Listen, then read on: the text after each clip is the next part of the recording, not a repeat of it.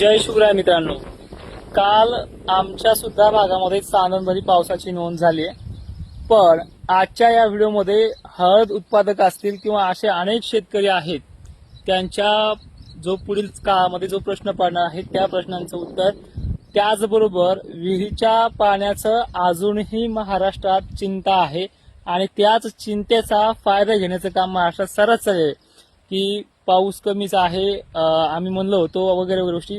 तर ह्या व्हिडिओमध्ये त्या सगळ्या प्रश्नांचं उत्तर मी देतोय. लक्षात घ्या, सध्या महाराष्ट्राच्या जवळपास अनेक भागांमध्ये पावसानं सुरुवात केली आहे. सकाळपासून काही ठिकाणी तर काही ठिकाणी आता पोहोचतोय. 11 वाजलेत आणि ह्याच टायमिंगमध्ये तो अहिल्यानगरकडे पंढरपूरकडे जाताना दिसतोय आणि तो 4-5 वाजेपर्यंत तिथे पोहोचतोय. पण सकाळपासून खानदेशात, विदर्भात आणि मराठवाड्यामध्ये अनेक ठिकाणी नोंद झाली आहे. लातूरचा आपण शब्द जो आहे मागील आठवड्यापासून सारखा घेतोय, तिथे देखील अनेक शेतकरी सुखावलाय. तो भाग वेगळा आहे. मग ह्या विषयामध्ये खरं तर आपण दोन गोष्टीवरती जास्त फोकस केला, तो म्हणजे विहिरीच्या पाण्याचा प्रश्न आणि सगळ्यात महत्वाचा म्हणजे हळद उत्पादकांना येणाऱ्या काळामध्ये 20 ते 25 दिवसानंतर धुळीचं साम्राज्य हे पाहायला मिळणार आहे आणि यंदा हळदीचं पीक जास्त आहे. तर तुम्हाला ह्या धुळीचा जो काही प्रादुर्भाव होणार आहे, तुम्ही जे काही उपाययोजना करताय, महागडी औषधं फवारताय, पण तिचा इफेक्ट रोखण्यासाठी अगोदरच आपण हे सगळं द्राक्ष बागायतदार शेतकरी असेल किंवा कुठलाही असेल त्यांच्यासाठी आपण हा धुळीचा अंदाज सुद्धा इथे पुढे ह्या इंस्टाग्रामवरती, फेसबुकवरती देण्याचा प्रयत्न करणार आहोत. मेन मुद्दा हे पहा, जास्त करून शेतकऱ्यांनी अजूनही सांगतो तुम्ही चिंतेत जाऊ नका. पावसाळा होऊन 1-1.25 महिना पण झाला नाही पूर्ण, पण अनेक ठिकाणच्या मोठ्या मोठ्या धरणांमध्ये आवक वाढलेली आहे. पण प्रश्न विदर्भाचा आणि मराठवाड्याचा तो वंचित आहे. पण ह्या कूपनलिकेच्या पाण्याचा प्रश्न जो आहे तो परतीच्या पावसात मिटणार आहे. एवढं चांगला पावसाळा सुद्धा ह्या वर्षी आहे आणि आता जी चिंता वाटते ते साहजिक आहे, कारण की टोमणे तुम्हाला अजूनही चालू आहेत की अजूनही तसा पाणी वेळेला नाही आलं वगैरे नाही आलं, हे प्रश्न मिटणार आहे. सध्या जो पाऊस पडतोय त्या पावसानं, त्या रिमझिमीनं जमिनीचा जो काही आवक आहे पाणी घेण्याची ती आता हळूहळू पूर्ण होताना दिसते. पण नदी नाल्यांना पाणी गेलं की त्या स्पीडनं विहिरीत पाणी फास्ट उतरतं, ती सुद्धा प्रणाली पुढे आहे. तर मग ह्या ऑगस्ट महिन्यामध्ये, आता त्या 2 दिवसात ऑगस्ट चालू होतोय, ह्यामध्ये कसं राहील किंवा आजच्या ह्या 30 तारखेला कसं राहील हे तर तुम्हाला ऑलरेडी सांगितलंय, ऑगस्ट पण सांगितलंय.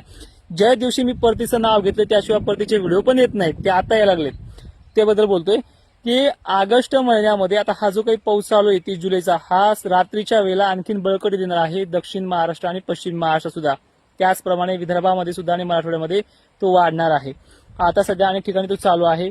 आणि दुसरी महत्वाची गोष्ट अशी आहे की ज्या ऑगस्ट महिन्यातले जे टप्पे आहेत, पहिला टप्पा आता हे काय होईल, 31 तारखेला उद्या वारे जोराने वाहतील आणि सगळीकडे वाहतील. पाऊस राहिला तर 12-1 वाजेपर्यंत राहील, दुपारून तो उघडला जाईल.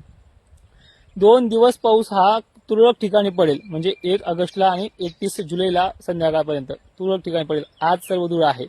आणि त्यानंतर 3 ऑगस्ट ते 4 ऑगस्ट पासून याची भर पुन्हा वाढायला सुरुवात होईल. 31 तारखेला का जो वारे जोरानं वाढणार आहे ती कारण की लो प्रेशर नाशिक, धुळे, जळगावकडे सरकतंय आणि तिकडे तो पराक्रम दाखवणार आहे उद्या सुद्धा नाशिक क्षेत्रातल्या सर्व भागांना, आणि त्याचा फायदा अहिल्यानगरला पण आहे, पुणे, मुंबईला पण पाऊस तो मोठा होणार आहे. त्यानंतर 2-3 ऑगस्टला हा जेव्हा वाढणार आहे त्यानंतर तो सुद्धा 7-8 पर्यंत राहणार आहे. इथून पुढे वाढती कळा आहे, उतरती कळा नाहीये. त्यानंतर 10 ऑगस्ट ते 15-16 ऑगस्टला काही गॅप पडू शकतो का, तर तो गॅप अजूनही ठराविक नाहीये, कारण की टेम्परेचरने जर साथ दिली तर त्या आठवड्यात सुद्धा थैमान घालू शकतं. होच रिपोर्ट आपला 1 ऑगस्टला येणार आहे. त्यानंतर जो काही मी 17 ऑगस्टचा जवळपास 15 दिवसापासून उल्लेख करतोय, त्या 15 ऑगस्ट पासून सुद्धा 17 ऑगस्ट पासून सुद्धा तो मोठा पाऊस तुम्हाला जे पाहिजे होता तो त्या टायमिंग पासून येणार आहे. आणि तो पूर्वे साईडनं उत्तर साईडकडनं जे वातावरण बनत असतं ते धुळीसारखं, धुळीचं साम्राज्य, त्यातून होणारा पाऊस, मोठ्या थेंबाचे, ते सगळ्या गोष्टी होणार आहेत. काळजी करू नका. आणि धुळीबाबत ह्याबाबत सगळं आधीहून पुढे आपले रिपोर्ट सुद्धा कायम राहणार आहेत. आता सध्या फक्त तुम्हाला एवढं करायचं आहे की सध्या कमेंटमध्ये तुमच्या भागांना सध्या कुठपर्यंत पाऊस चांगला आहे, कोणाचे माल गेल्या वर्षी सारखेच बरे आहेत, जसं की आता मी माझ्या शेतात तुम्हाला दाखवतोय. हे आपला ते कापूस जो आहे डेरा धरलेला आहे चांगल्या पद्धतीनं, आणि अंतर सुद्धा 4 फुटाच्या आसपास आहे. आणि हे खूप उशिराचा आपली लागवड आहे, म्हणजे टोकनची आपली ज्या आपण म्हणतोय ना धुरळ पेरणी, ती ही लागवड आहे. ठीक आहे. जय शिवराय, धन्यवाद.